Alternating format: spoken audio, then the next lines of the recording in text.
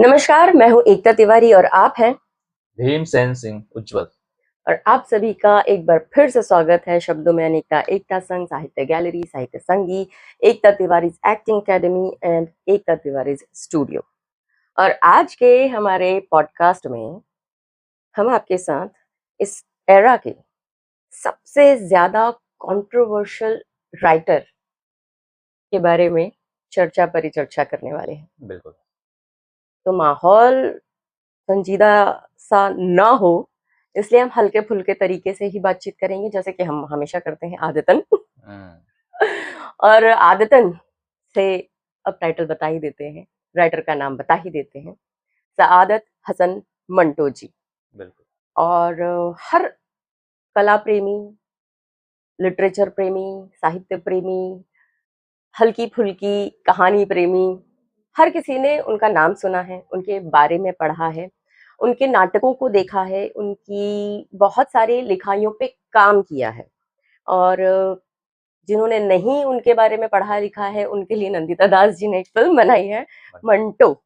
और उस फिल्म में एक दो नहीं, कई सारी मंटो की कहानियों को एक एक सीन में उन्होंने इस तरह से पिरोया है कि जो लोग उन्हें नहीं भी जानते हैं या नहीं भी पढ़ा है उनके बारे में, तो वो बहुत कुछ उस एक फिल्म को देख करके सीख और समझ सकते हैं। उनके बारे में कहा जाता है कि वो बहुत ही अपने बचपन में आलसी किस्म के और बहुत ही शरारती किस्म के, लेकिन बहुत ही जीनियस किस्म के किरदार रहे हैं अपने बचपन में। उनके पिताजी एक बैरिस्टर थे और सेशन जज भी थे। उनका जन्म हुआ था 11 मई 1912 में पंजाब में। उस वक्त का हिंदुस्तान और आज का भी हिंदुस्तान बहुत ही अच्छा समय उन्होंने अपने समय में मतलब बचपन में बिताया है। उनकी पढ़ाई लिखाई भी काफी अच्छी रही। अपनी एजुकेशन उन्होंने बेसिक की अमृतसर से, फिर उसके बाद उनकी आगे की पढ़ाई अलीगढ़ यूनिवर्सिटी में हुई।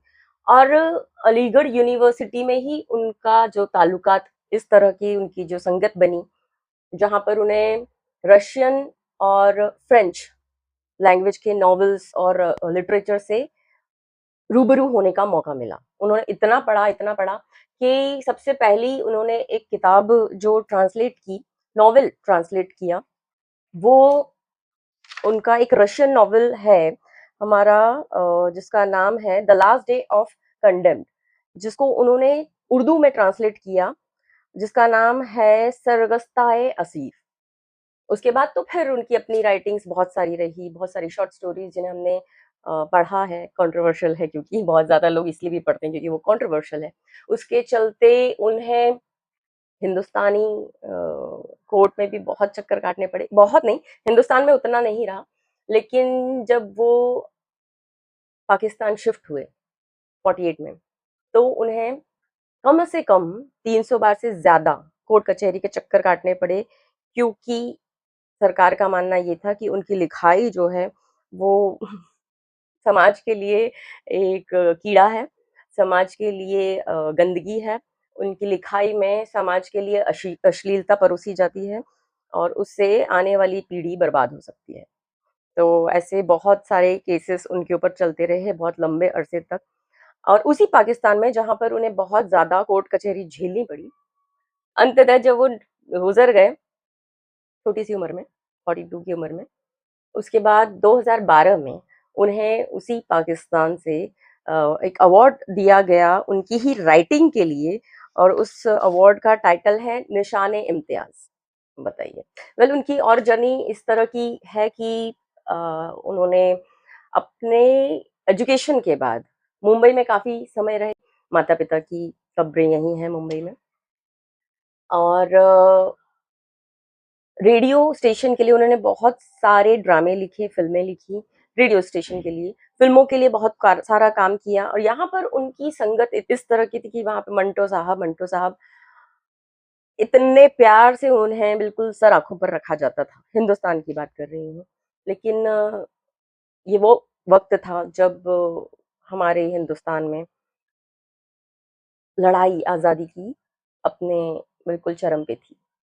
और उन्होंने वो सब देखा जिसको हम सिर्फ सुनते हैं, किताबों में पढ़ते हैं या फ़िल्मों में देखते हैं, जिसका हम एहसास मात्र उन्हीं चीज़ों से कर सकते हैं, हम उसको जी नहीं सकते, सोचे तो भी अंदर से सब कुछ खत्म हो जाता है।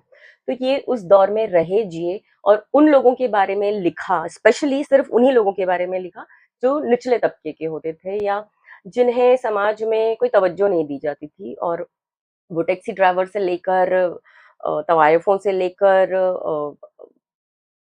जो जमादार जिन्हें हम कहते हैं, मतलब हर वो निचला तबका जिन्हें समाज में कोई तवज्जो नहीं दी जाती है, उनके भीतर की आह, तकलीफ को उन्होंने अपने शब्दों में बहुत खूबसूरती से उतारा।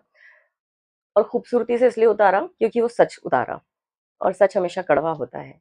आईना जब भी देखो तो वो आपको हकीकत ही दिखाता है। तो उनकी लिखाई एक तरह से आईना थी समाज के लिए, जो उस वक़्त की हकीकत दिखाता था, एज़ इट इज़ दिखाता था, और वही समाज को, गवर्नमेंट को, सोसाइटी को एक्सेप्ट नहीं हो रहा था।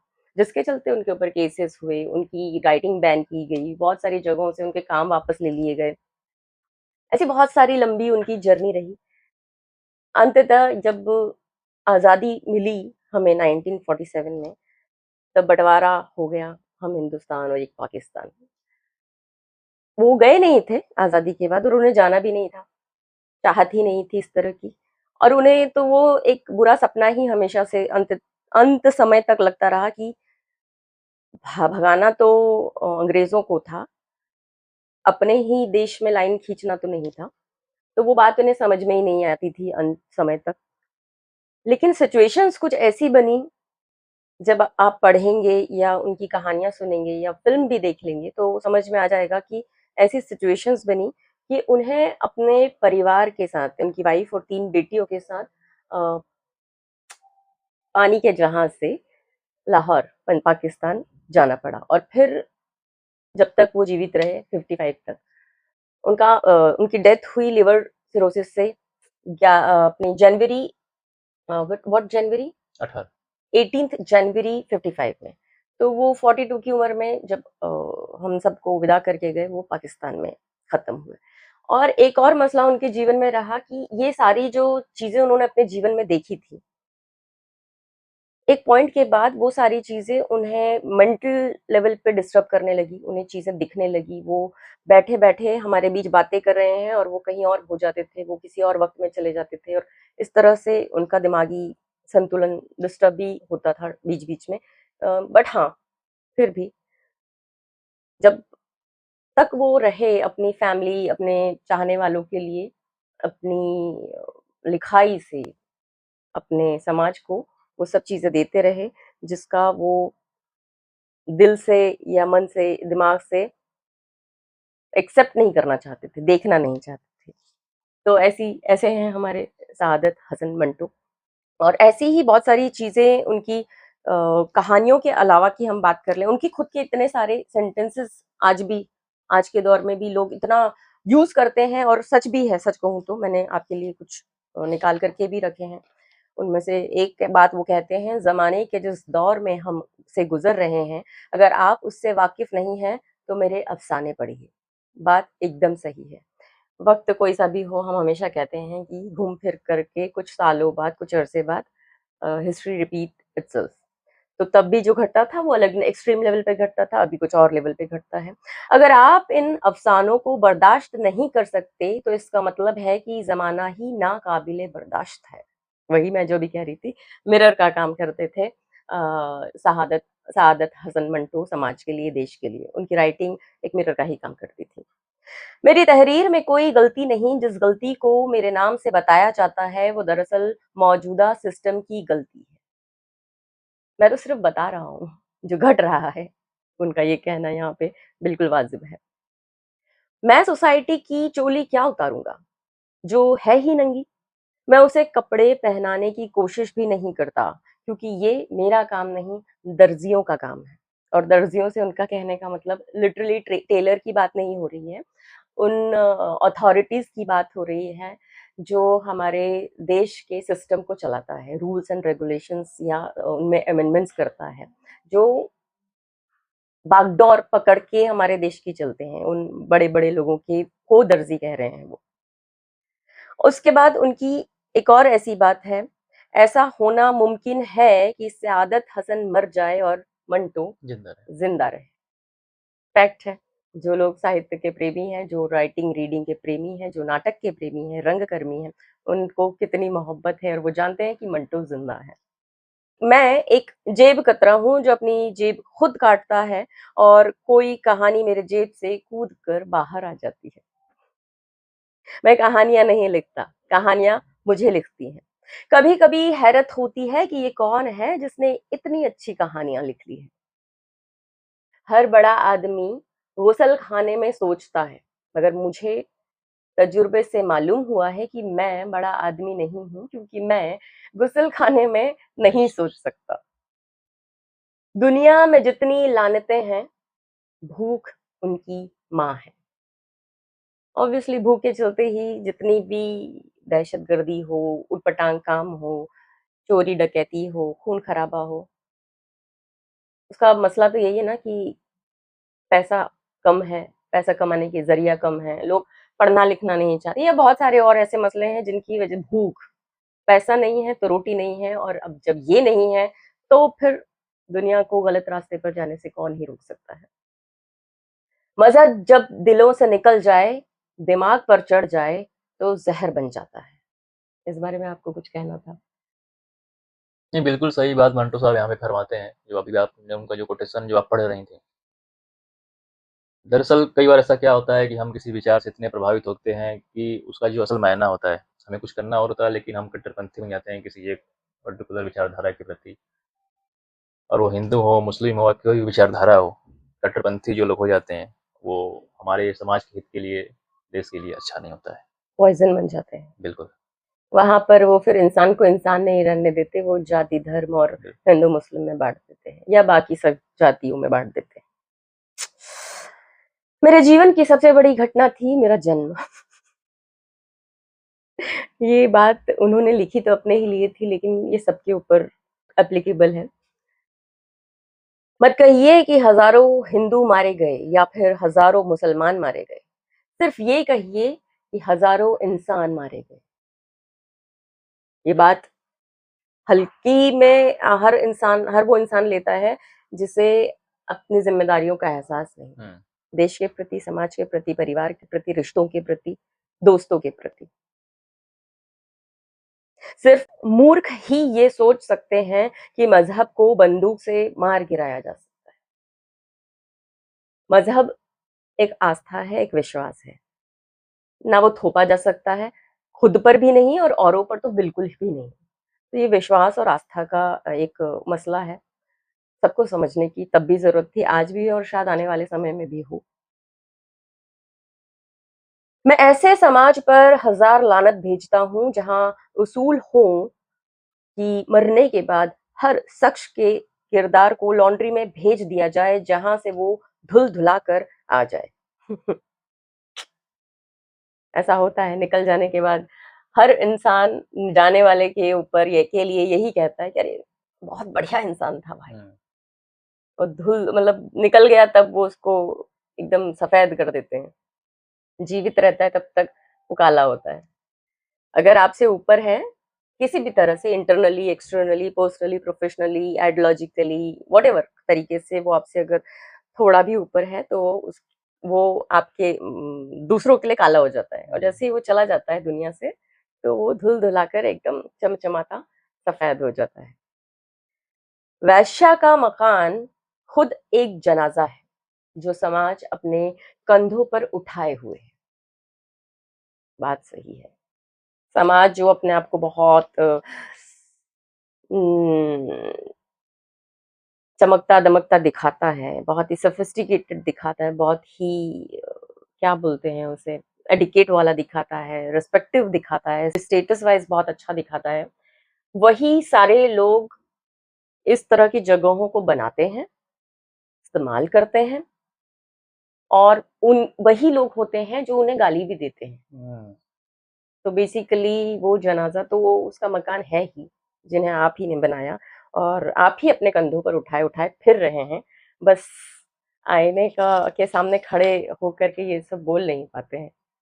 तो इस तरह का मंटो साहब का सोच ही मुझे एक कोटेशन याद आ रहा है अभी।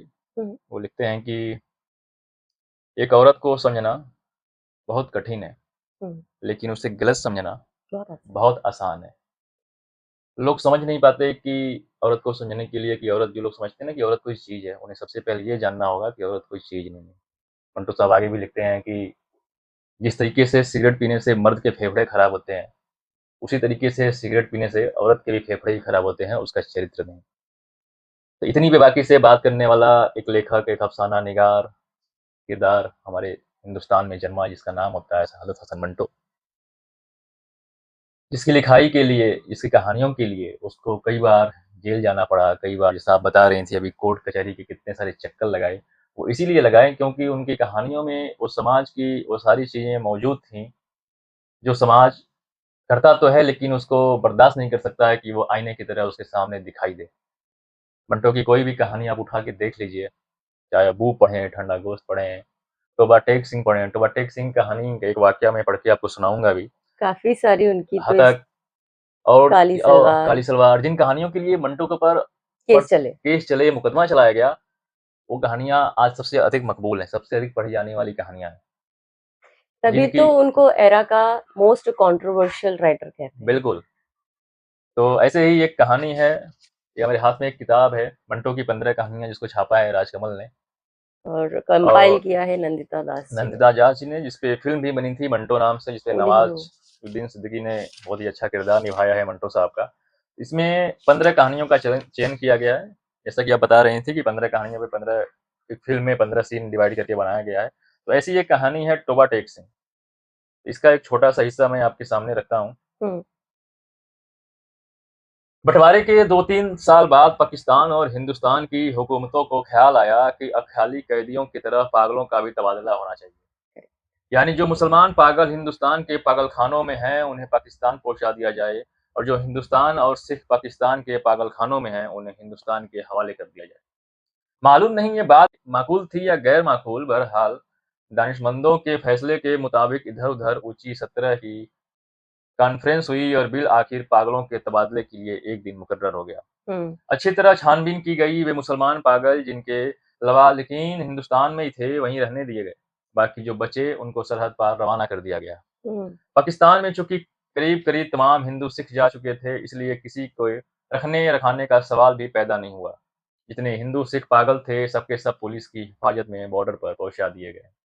उधर का मालूम नहीं, लेकिन इधर लाहौर के पागल खाने में जब इस तबादले की खबर पहुंची तो बड़ी दिलचस्प चिमेगोइयां होने लगी।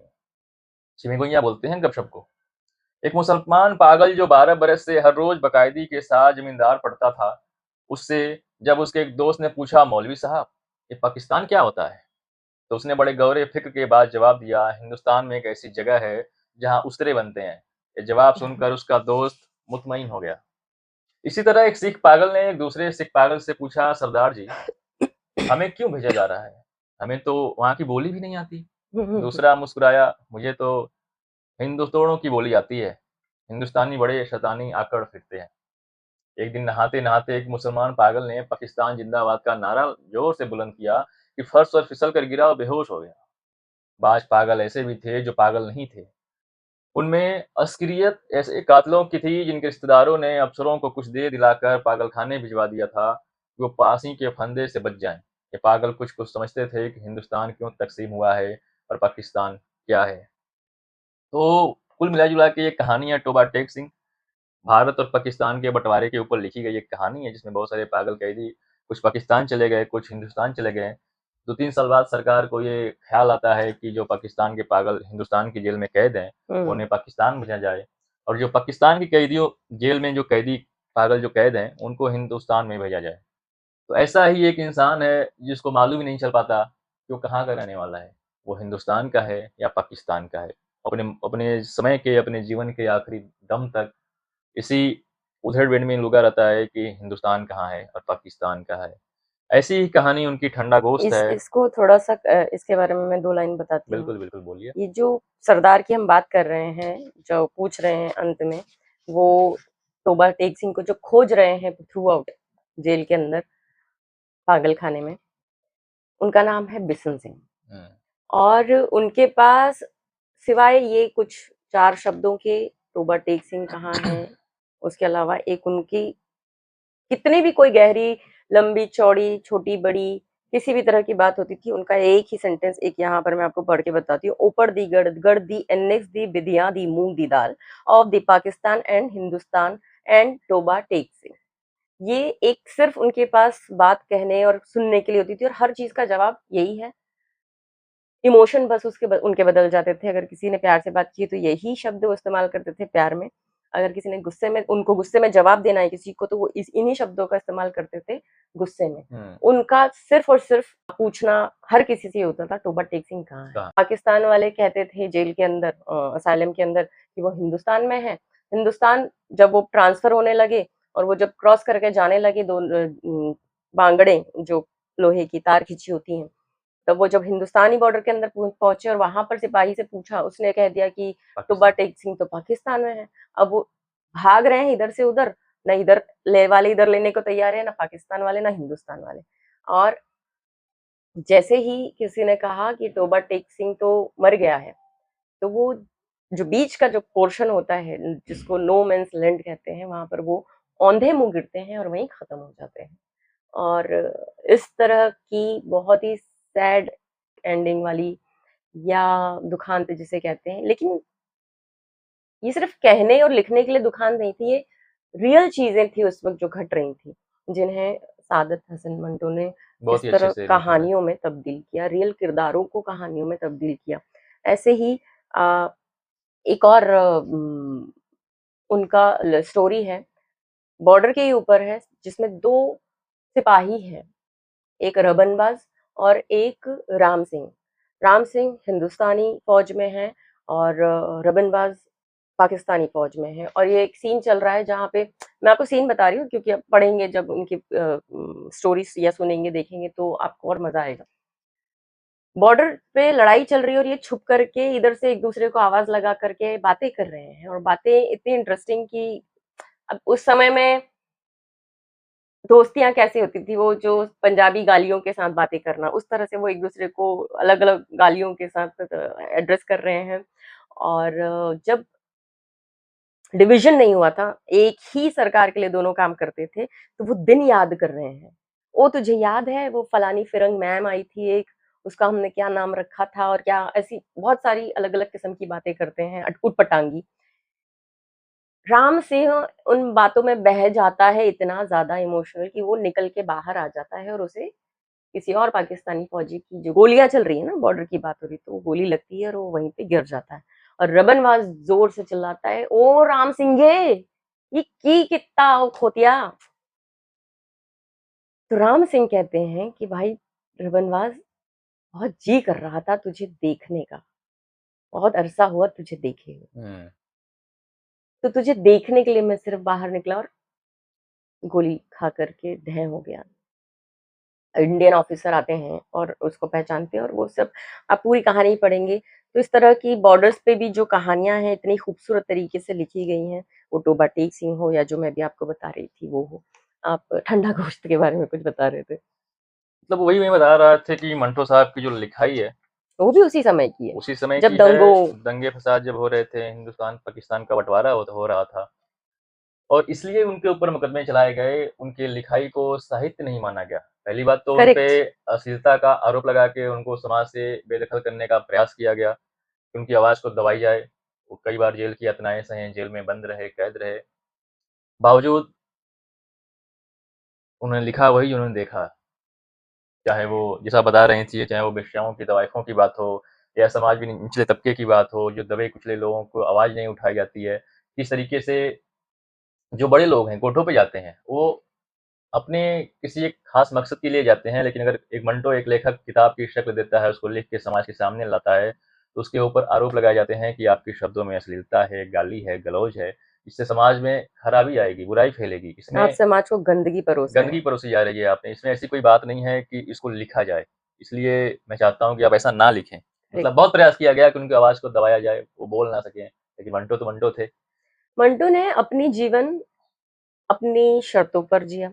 मंटो ने अपनी लिखाई, उनकी लिखाई के लिए एक बात मैं कह सकती हूँ, या और भी बड़े लोग भी इसी तरह की सोच रखते हैं, जो कहते हैं ना कि जटल और अटल किस्म का व्यक्ति या जटल या अटल किस्म की आवाज, लिखाई, वो ये बात एकदम सादत हसन मंटो के ऊपर फिट बैठती है।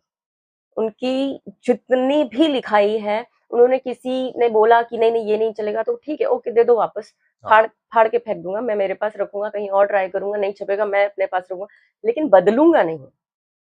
वो अपने डंके की चोट पे अपने किस्म की लिखाई, अपने किस्म का जीवन जीने वालों में से थे। वो उनको लोग कहते थे कि तुम हेवी ड्रिंकर हो, तुम बहुत हेवी स्मोकर हो, तुम उन गलियों में घूमते हो जहां पर एक शरीफ इंसान को जाना वाजिब नहीं है। उनका साफ कहना था, मैं तो घूमता हूँ, आप तो वहां पर वो सब करते हैं जो बिल्कुल ही नहीं करना चाहिए, है ना। तो इस किस्म के मंटो जी थे। और एक मैंने छोटी सी एक पैराग्राफ आप लोगों के साथ साझा करना चाहती हूँ, जो कि हतक करके उनकी कहानी है, जिसमें आखिर में हामिद जलाल बिशन सिंह से ये कहना चाहता है। अब ये जो मैं पैराग्राफ आपको सुना रही हूँ, पहले ये सुनाती हूँ और फिर बताती हूँ किस किताब में है। इस पैराग्राफ में हर वो किरदार के नाम लिए गए हैं जो उनकी हर एक कहानी में हीरो या हीरोइन है, और वो हर कहानी विवादित है, कंट्रोवर्शियल है, जिनके ऊपर केसेस चल रहे हैं। और पहले इस पैराग्राफ को सुन लेते हैं। तो हामिद जलाल बिशन सिंह से ये कहते हैं, देखो अब मुझसे ये कुछ पूछना मत, मुझसे पूछना मत कि सौगंधी जिस्म क्यों बेचती थी, और अगर जिस्म बेचती थी तो उसे माधो से प्यार कैसे हो गया। माधो उससे प्यार करता था तो फिर उसको बगैर किसी हिचकिचाहट के धोखा क्यों देता था। रामलाल दलाली क्यों करता था, और वो करने वाला सेठ क्यों, क्या सौगंधी से क्या खूबसूरत था। मुझसे कुछ भी नहीं पूछना, मैं तो बस इतना जानता हूँ कि जब सौगंधी की समझ में कुछ नहीं आया तो उसने अपने खारिश ज़दा कुत्ते को गोद में उठाया, सागवान के चौड़े पलंग तक गई, कुत्ते को पहलू में लिटाया और सो गई। लेकिन बाबू गोपीनाथ तो वो भी नहीं कर सका, क्योंकि उसके पास अपना ना तो कुत्ता था और ना ही सागवान का चौड़ा पलंग। एक कहानी है जो बाबू गोपीनाथ है, और इसमें जितने किरदार के नाम अभी आपने सुने हैं वो आप हतक करके एक कहानी में वही मैं सुनेंगे। बैठा था, बाबू गोपीनाथ में, हाँ प्लीज। उसका छोटा सा हिस्सा मैं पढ़ना चाहता हूँ। जो अभी वाकया बता रहे हैं हाँ। वो आप लोगों को क्लियर हो जाएगा कि ये किताब है, टाइटल है हतक, कहानी का नाम है। उसका अपने हिस्सा छोटा सा पढ़ा। कहानी की शुरुआत होती है कि दिन भर की थकी मांदी वो अभी अभी अपने बिस्तर पर लेटी थी और लेटते ही सो गई थी। म्यूनिसिपल कमेटी का दरोगा इस सफाई जिसे वो सेठ जी के नाम से पुकारा करती थी, अभी अभी उसकी हड्डियां पसलियां झंझोड़कर शराब के नशे में चूर घर वापस गया था। वो रात को वहीं ठहर जाता, मगर उसे अपनी धर्मपत्नी का बहुत ख्याल था, जो उससे बेहद प्रेम करती थी। वो रुपए जो उसने अपनी जिस्मानी मशक्कत के बदले उस दरोगा से वसूल किए थे, उसकी चुस्त और थोक से भरी चोली के नीचे उभर के ऊपर सामने दिखने लगे। कभी कभी सांस के उतार चढ़ाव से चांदी की तरह सिक्के खनखनाने लगते, तो उसकी खनखनाहट उसके दिल की गैर आहंग धड़कनों में घुल मिल जाती। ऐसा मालूम होता कि इन सिक्कों की चांदी पिघल कर उसके दिल में खून में टपक रही है। उसका सीना अंदर से तप रहा था कि गर्मी कुछ तो उस ब्रांडी के बायस थी जिसका अधूरा दरोगा अपने साथ लाया था, और कुछ उस बेवड़ा का नतीजा थी जो सोडा खत्म हो जाने पर दोनों ने पानी मिलाकर पी थी। वही आप वाकया आ गया सामने कि वो सागवान के लंबे और चौड़े पलंग पर आधी अवधि मुंह लेटी थी कि उसकी बाहें जो उसके कंधों तक नंगी थीं, पतंग की उस काप की तरह फैली हुई थी जो ओस में भीग जाने के बायस पतले कागज से जुदा हो जाए। दाएं बाजू की बगल में चिकन आलूद गोश्त उभरा हुआ था जो बार बार मुंडे जाने के बायस नीली रंगत इख्तियार कर गया था। इसे चुनी हुई मुर्गी की खाल का एक टुकड़ा वहां पर रख दिया गया हो। ये एक कहानी है जिसका नाम है हतक। उसमें वो जिस लड़की का भी आपने नाम बताया, सौगंधी, और एक दरोगा बाबू हैं जो अक्सर उससे मिलने आते हैं, और उससे साथ वो बहुत सारी कस्में वादे खाते हैं कि मैं तुमको पुणे ले चलूंगा, मैं तुमको अपने साथ रखूंगा, तुम यहाँ पे क्यों रहती हो, तो तुम्हारी खोली का किराया क्या है, वो सब कुछ मैं भरूंगा, लेकिन ऐसा वो अंत समय तक करते नहीं है। ऐसी ऐसी कहानियां जो आज भी समाज में घट रही हैं, उस समय मंटो साहब वो लिखते थे, समाज के सामने लाते थे, लोगों को बुरी लगती थी, क्योंकि वो आपके भीतर के उन एक्साइटमेंट्स को, उन इमोशंस को शब्द दे देते थे, जो आप अपने आप से भी छुपा कर रखते थे। और वो दिखता तो सब कुछ था ही ना नज़रों के सामने, ऐसा तो नहीं था आप छुपा रहे हैं तो छुप रहा है। वो क्योंकि छुपा अपने परिवार से रहे हैं, अपने जानने वालों से रहे हैं, अपने समाज से रहे हैं, लेकिन फिर भी उन चीज़ों को बाहर निकालने के लिए वो ऐसी जगहों पे लोग जाते रहे हैं जहाँ पर उनको देखा गया या मंटो साहब की नज़रों के सामने वो सारी चीज़ें हो रही थी। उस समय में भी आज अलग तौर पे होती हैं, तब अलग तौर पे होती थी। तो जब आईना वही वाली बात है, आईना देखो तो डर तो लगता ही है, सच हमेशा कड़वा तो होता ही है। तो ये जो मैंने एक किताब जो मेरे हाथ में है, इसमें 3 नाटक हैं। इसका टाइटल है गैर ज़रूरी लोग और इसी टाइटल से एक प्ले भी है इसके अंदर जिसमें रमन नवाज़ और राम सिंह का जो मैं किस्सा सुना रही थी और उसमें हामिद जलाल का किरदार है। वो आप पढ़ेंगे तो वो बॉर्डर के ऊपर बेस्ड है। तो इसमें दूसरा मतलब ब्रजमोहन भी उसी में आते हैं, मतलब मिक्सिंग है। दूसरा इसमें है एक तो शेरनी ने कहा, वो एक बहुत ही एक वन सोलो एक्ट है वो, वन एक्ट प्ले है वो। उसमें एक सिपाही है जो फाइट के बाद में मतलब वॉर के बाद में एक ऐसे जंगल में पड़ा है जहाँ उसके भीतर जान नहीं है और वो ऐसी जगह पर है जहाँ पर शेरनी की गुफा है और वो शेरनी की गुफा में वो शेरनी का दूध पीता है, वो शेरनी कैसे उसका ख्याल रखती है और वो वापस जिसके जिंदा बचने की कोई गुंजाइश ही नहीं थी, कोई इतनी सारी जख्मों के बाद ऐसी जगह पर था जहाँ कोई इलाज नहीं है, वो शेरनी उसका ख्याल कैसे रखती है, माँ की तरह अपना दूध पिलाती है और वो कैसे ठीक होता है और वो उन उन सारी चीज़ों को कैसे वहाँ पर पड़े-पड़े आपको नरेट करके सीन वाइज़ सीन बता रहा है। वो एक बहुत ही खूबसूरत वन एक्ट है, आप लोग पढ़िएगा ज़रूर। और एक और है इसमें सुपना का सपना और ये तीनों के तीनों नाटक शाहिद अनवर जी ने एडैप्ट किए हैं मंटो की कहानियों से। और जिसका कि हबीब तनवीर जी ने एक्नॉलेजमेंट लिखा है और बड़ी खूबसूरती से लिखा है, बहुत लंबा है इसलिए मैं नहीं पढ़ रही हूँ, लेकिन ये तीनों ही प्ले इस गैर ज़रूरी लोग बुक के अंदर आपको जैसे मैंने अभी कहा कि ये नंदिता दास जी ने जो मंटो किताब कंपाइल की और जो फ़िल्म बनाई है, उसमें उनकी मैक्सिमम लिखाई, मैक्सिमम कहानियाँ मिक्स मतलब आ गई हैं। वैसे ही इस किताब में भी 3 नाटक हैं, लेकिन इन तीनों नाटक में भी वो सारे किरदार आपको मिल जाएँगे जो मंटो की अलग-अलग शॉर्ट स्टोरीज़ में मिलते हैं हमें। और ये नाटक खेले भी जा चुके हैं, बहुत प्यार भी मिल चुका है इन नाटकों को। उसके अलावा इस अकेली किताब में आपको ऐसी चीज़ें जो जब हम एक स्टोरी पढ़ते हैं तो उसमें वो एक किरदार के जैसे बारिश एक कहानी इन्हीं की है। उसमें एक लड़का जो बालकनी में खड़ा है, पूरे दिन के बाद बारिश हो रही है, पेड़ को देख रहा है, उस पेड़ के नीचे एक लड़की बस वो इस एक पर्टिकुलर चीज़ को, मोमेंट को इतना एलैबोरेटेड तरीके से दिखा बताया गया है इस कहानी में। फिर वो लड़की को कैसे इशारे से बुलाता है और वो उसकी शरीर की खुशबू और पता नहीं इस तरह से एलैबोरेटेड हम नहीं मतलब इंडिविजुअली आप खुद उन चीज़ों से शायद दूर रहना चाहेंगे या हम जो कहते हैं एरोटिक फ़िल्म्स, एरोटिक कहानियाँ वो एक क्या आता था जिसके ऊपर किताबें बैन हो गई थी। एक कहानियाँ कौन-सी मनोरंजन कहानियाँ करके है मनोहर समथिंग मनोहर सर। है ना? और उसी तरह की बहुत सारी जो किताबें जो बैन हो गई थी या फिर उसके बाद उनके ऊपर फ़िल्म या सीरीज़ भी बनी है, सरिता भाभी एंड ऑल टाइप। तो उसमें बुराई नहीं है, वो समाज की सच्चाई है। तो उसी किस्म की डिटेलिंग, माइन्यूट डिटेलिंग मंटो की इंडिविजुअल कहानी में होती है। उन्हीं सब इंडिविजुअल कहानी को किस खूबसूरती से प्ले में कंपाइल किया गया है या मंटो की इस किताब में जो नंदिता जी वाली है इसमें कंपाइल किया। ये हमारे पास और भी किताबें हैं जो जिसमें सब में उनका कंपाइलेशन इतना खूबसूरत है। वही समाज को लेकिन एक्सेप्ट नहीं है। लेकिन ठीक है, मैं एक और चीज़ भी मानती हूँ कि जो चीज़ हम अपने लिए नहीं पसंद करते इसका मतलब ये नहीं कि वो एग्ज़िस्ट नहीं करती, बिल्कुल। है ना? ठीक है, हम अपने लिए पसंद नहीं कर सकते, बट एग्ज़िस्टेंस को डिनाय तो नहीं कर सकते ना कि समाज में वो चीज़ है ही नहीं। उस चीज़ पर बैन ये करके नहीं लगाया जा सकता कि बॉस आईना मत दिखाओ। हाँ, बैन ये होना चाहिए कि under 18 can not watch, read और व्हाटएवर मंटो की कहानियाँ हों, चाहे उस तरह की और किताबें हों या फ़िल्में हों, वो एक एज लिमिट, एक दायरा होना चाहिए, जो होने के बावजूद भी बहुत लॉ तोड़े जाते हैं, है ना?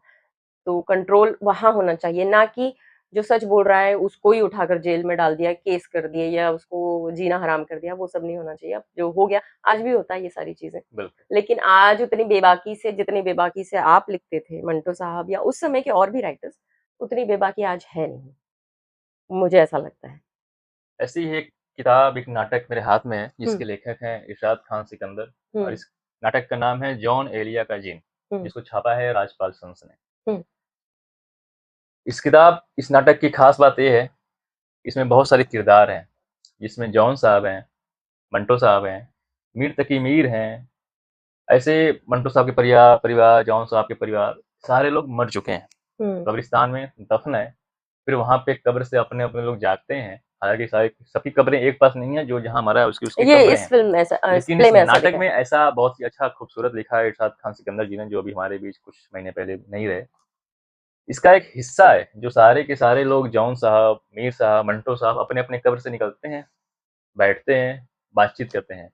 अगर आप रंगकर्मी हैं, नाटक प्रेमी हैं, नाटक से प्रेम करते हैं, तो मुझे लगता है कि आपको ये किताब पढ़नी चाहिए। हुँ, अगर मंटो साहब को पढ़ना चाहते हैं, जॉन को पढ़ना चाहते हैं, सुनना चाहते हैं, तो बहुत ही अच्छी किताब है। इसका एक छोटा-सा हिस्सा है, मैं आपको पढ़ के सुनाना चाहता हूँ। मीर साहब हैं, अपनी कब्र पे बैठे हैं, मंटो से पूछते हैं कि तुम कहना क्या चाहते हो? हुँ, मंटो जी बोलते हैं कि कहना ये है हुजूर, नवाब साहिब के जुमले में तो मुझे कोई खराबी दिखाई नहीं देती। वैसे तो उनकी गज़ल बहुत थी कौन-सी, उन्हें याद नहीं है। मीर साहब चिढ़कर बोलते हैं, तुम्हारी ज़बान, अफ़साने और दिमाग तीनों खराब है। मंटो बोलते हैं कि यही खराब ज़बान, खराब अफ़साने और खराब दिमाग, इस खराबे में आबाद है मीर साहब। आपकी तरह मुझे ऐसा कोई दावा नहीं है कि मुस्तनद है मेरा फरमाया हुआ, फिर भी एक ज़रा-सी बात अर्ज़ करना चाहता हूँ। बात लोगों के दिलों की है, लहज़ा हरश्ते गालिब का है और उसमें महज़रती भर बदमाशी मेरी है। मुलाहिज़ा हुँ। फ़रमाइएगा, हैं और भी दुनिया में लिखारी बहुत अच्छे, हैं और भी दुनिया में लिखारी बहुत अच्छे, कहते हैं कि मंटो का अंदाज़े बयाँ और। इतने में मीर साहब चिढ़ जाते हैं, फिर वो चिढ़कर अपनी एक नज़्म पढ़ते हैं। फिर आगे इस तरीके की बातचीत होती है, फिर मीर साहब आगे बोलते हैं कि शायरी फ़ने शरीफ़ है मियाँ, तुम बेजा कोशिश ना किया करो। मंटो बोलते हैं कि अच्छा, मैं तो समझता था कि फ़ने शरीर है। मीर साहब बोलते हैं कि मुझे कजबहसी पसंद नहीं। कजबहसी बोलते हैं, उसका एक माना होता है, जिसको हम बोलते हैं तर्क-वितर्क करना एक अलग बात होती है, लेकिन कुतर्क करना, यहाँ पे कुतर्क करने की बातचीत हो रही है। फिर मंटो बोलते हैं कि मीर साहब, आप बात-बात पर नाराज़ क्यों हो जाते हैं? आखिर हम भी आपके मद्दाह हैं, मतलब प्रशंसक हैं। बस ज़रा-सा कड़वे कसैले हैं, तो इस शकरज़दा मरीज मुशायरे के लिए होना पड़ता है। आपने तो हमसे ज़्यादा बुरा वक़्त देखा है मीर साहब, बस फ़र्क इतना है कि आप ज़ब्त कर गए और हम ज़ब्त ना कर सके। और कलम को तलवार बनाकर आपके मामू जान सिराजुद्दीन अली खान आरजू साहिब के इस जुमले पर ईमान ले आए कि मौजू गाली न मौजू दुआ से बेहतर होती है।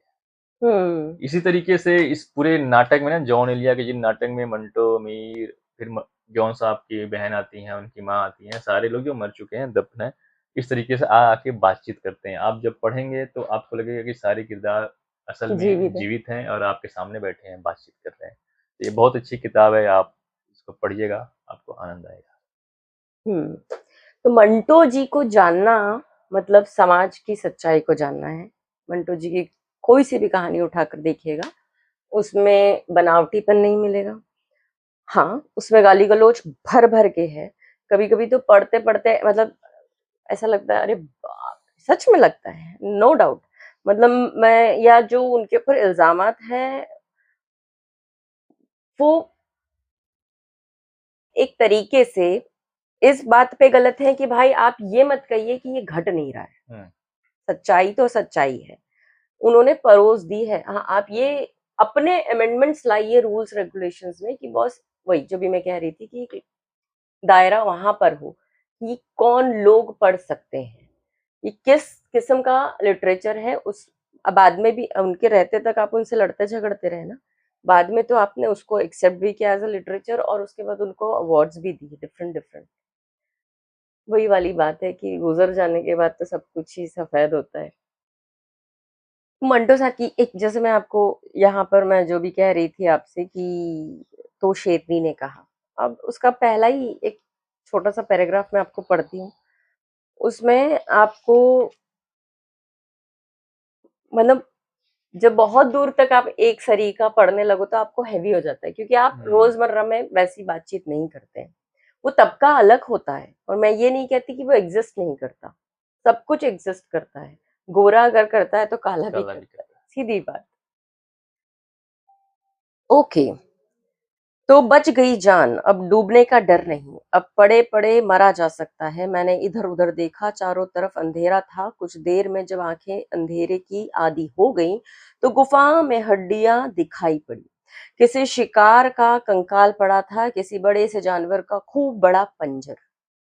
आखिर ऐसी भयानक चीज किसकी खुराक हो सकती है? पता नहीं कौन सा जानवर होगा, भगवान करे वह यहाँ से जा चुका हो, बाल बच्चों समेत, और बाहर आंधी तूफान में मर खप गया हूँ। मैं एक कोने में चला गया हूँ, वहां लेट जाता हूँ।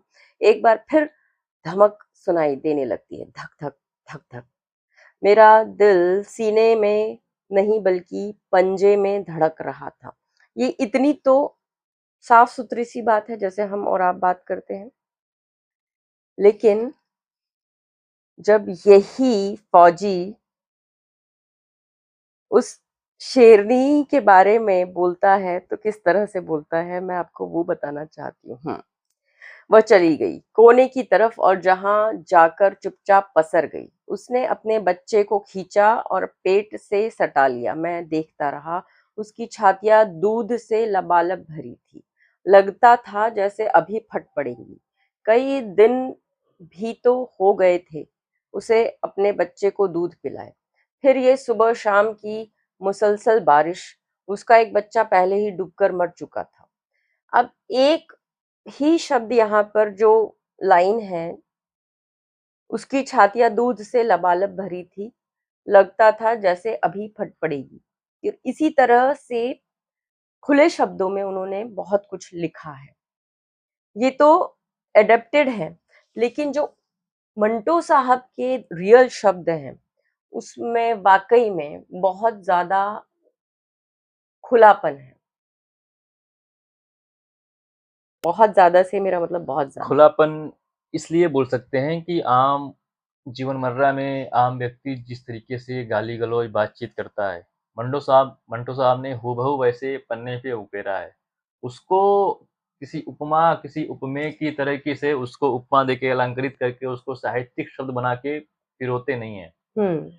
इसलिए लोगों को लगता है कि ये क्या कह दिया। करेक्ट। तो जैसे यहाँ पे एक, जा साला, भगवान करे मुझ पर उसकी नजर ना पड़े। ठाए मुझ पर नजर पड़ चुकी थी, सीधे टांग में गोली मारी। बुलेट एक तरफ से घुसी और दूसरी तरफ से निकल गई। गोली ने एक टट्टे में रगड़ मारी और दूसरे को घायल कर दिया। अगर तीसरा टट्टा भी होता तो उसका तो चिथड़ा ही उड़ जाता। अब आप और हम ये वर्ड इस्तेमाल तो नहीं करते हैं डेली या रोजमर्रा के जीवन में या अदरवाइज भी। कब आपने लास्ट सुना होगा यही, जैसे कहीं पढ़ने में आया हो या किसी इस तरह के प्रोजेक्ट जिसकी लैंग्वेज ही वैसी हो, वहां सुनने में मिला होगा। तो इसी इसी तरह की वो जो लैंग्वेज का इस्तेमाल करते थे खुले आम अपनी राइटिंग में, हुँ। तो वहीं पर उनको बैन, बाहर हटा देना, जगह से अवॉइड कर देना, प्रोजेक्ट्स वापस हो जाना, बहुत सारी चीजों का सामना इन्हीं इसी तरह की राइटिंग की वजह से। इससे भी गहरी है, मैंने कुछ भी नहीं कहा है। मैं अपने आप को उतना नहीं समझ पाती कि मैं वहां तक बोल पाऊंगी, इसलिए हाँ, वो अलग बात है कि मुझे इस तरह का कोई प्रोजेक्ट मिले तो वो अलग बात हो जाएगी, किरदार की बात हो जाएगी। लेकिन हम यहाँ बात कर रहे हैं मंटो की, सादत हसन मंटो के किरदार की, और वो किरदार ऐसा ही था। वो छुट्टे बात करता था, इसी तरह से बात करता था अपने घर में, अपने रोजमर्रा के जीवन में नहीं, अपनी लिखाई में, सिर्फ लिखाई में। क्योंकि और एक और चीज, वो सिर्फ और सिर्फ इस तरह की बातें नहीं लिखते थे या इस तरह की कहानियां ही नहीं गढ़ते थे, उनके और भी किरदार थे। पर्सनल किरदार की बात कर रही हूँ मैं। हंसी मजाक करना, लाइट मोड में रहना, गाना बजाना, अपने परिवार के साथ अच्छा वक्त बिताना, उन्होंने कभी भी परिवार को छोड़ करके या मैं अपने ही जीवन जी रहा हूँ, मैं अलग किस्म की राइटिंग करता हूँ, मैं अलग ही मुफलिसी में जीऊँगा, ऐसा कुछ नहीं। वो अपने परिवार को, बच्चियों को उतना प्यार करते थे जितना आम तौर पर हर पिता करता है। वो हर रिस्पॉन्सिबिलिटी वो निभाते थे, जो एक हस्बैंड अपनी वाइफ के लिए ड्यूटीज़ समझ के करता है, उनका ख़्याल रखना हर चीज़ का। तो ये भी उनका ही किरदार था, ये उनका काम था जो उनके अंदर से आता था। बचपन से ही उनका इंक्लिनेशन लिटरेचर, आर्ट, कल्चर, अदाकारी, कलाकारी। उन्होंने अपने कॉलेज के दिनों में एक छोटा-सा थिएटर ग्रुप भी बनाया था, बहुत समय नहीं चल पाया वो अलग बात है। कुछ अपने 4-6 मित्रों के साथ मिलकर एक थिएटर ग्रुप भी बनाया था और खुद का ही लिखा हुआ वो एक्ट भी वहाँ उसमें करते थे। तो ये थे हमारे सआदत हसन मंटो।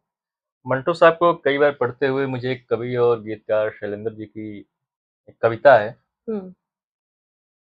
कि तू जिंदा है तो जिंदगी की जीत में यकीन रख, अगर कहीं है स्वर्ग तो उतार ला जमीन पर। बुरी है आग पेट की, बुरे हैं दिल के दाग भी, ना मिट सकेंगे, एक दिन बनेंगे ये इनकलाब भी। तो जिस तरीके की मंटो साहब की लिखाई है, वो स्वर्ग की बात हो या दिन दुखियों की बात हो, गरीबों की बात हो, भूखे नंगे दबे कुचले लोगों की बात हो, वो सबके बेबाकी। सब बेबाकी से मंटो साहब अपनी लिखाई में बहुत ही खुलेपन, बहुत ही मतलब बोल सकते हैं कि आम बोलचाल, उनके शब्दों में कोई ऐसा वो नहीं है कि जैसा कि ज़ोर-शोर आरोप से लगते जो, बोलते थे हाँ, वो। कोई साहित्यिक शब्दों से लबरेज वो नहीं है। जो है सो है। जो आप आईने के सामने हैं, वही आप बाहर भी हैं। जो आप समाज में जैसा देख रहे हैं, वही आप लिख रहे हैं। वो किसी छोटी-सी घटना को बहुत ही फैंटासाइज़ तरीके से आपके सामने परोसते थे। उसका एलैबोरेशन इस तरह का होता है कहानी का कि जो उन चीज़ों को पढ़ना पसंद करते हैं, वो तो वाक़ई में मज़ा आ जाएगा उन्हें, कसम से। हाँ, बाकी कुछ लोग जो सिर्फ़ पढ़ने के लिए पढ़ रहे हैं, एक पॉइंट के बाद वो ऐसे थकान-सा, क्या यार? हुँ। हाँ, इस बात को आप इतने से में भी कह सकते थे। हालाँकि उनकी शॉर्ट स्टोरी शॉर्ट ही हैं, बट वो इतनी ज़्यादा फैंटासाइज़्ड है ना, क्योंकि करना भी ज़रूरी क्योंकि वो आपके भीतर का ही एक छुपा हुआ, दबाया हुआ एक इमोशन है। उसी को उन्होंने शब्द दिए हैं और हमारे सामने सर्व किया है, सिंपल। तो आप जो भी मंटो प्रेमी हैं, आपके पास ऐसी कुछ जानकारी हो जो हम इस छोटे से पॉडकास्ट में कवर नहीं कर पाए हों, हमें कमेंट बॉक्स में शेयर कीजिए। कमेंट बॉक्स आप ही के लिए है और इतनी सारी कहानियों में आपकी कौन-सी पसंदीदा कहानी है? 1, 2, 4 कितनी भी हो सकती हैं, प्लीज़ वो भी हमें शेयर कीजिएगा। और उसके अलावा आप साहित्य गैलरी से जुड़ सकते हैं। किताबें आपको वहाँ पर अवेलेबल होंगी, डीएम कर सकते हैं, वहाँ पर आपको सारा प्रोसेस बता दिया जाएगा। बाकी हमारे सभी पेजेज़ से आप जुड़ें, वहाँ पर हम आपसे कनेक्ट होते रहेंगे। हमारे एपिसोड को लाइक कीजिए, शेयर कीजिए, अपने थॉट्स हमें शेयर कीजिए कमेंट बॉक्स में, चैनल को सब्सक्राइब कीजिए और आपकी खुद की कोई लिखी हुई किताब हो जिसे आप चाहते हैं कि हम उसे पढ़ें और उसका प्रमोशन करें तो बस। येस ऑफ कोर्स हम यहाँ पेड प्रमोशन करते हैं। आप हमसे डीएम कर सकते हैं, कनेक्ट हो सकते हैं। बाकी की चीज़ें उसके बाद। तो तब तक मंटो साहब को एन्जॉय कीजिए। हम फिर मिलेंगे अगले पॉडकास्ट में, अगले संडे। तब तक के लिए एन्जॉय दिस पॉडकास्ट। हर हर महादेव। नमस्कार।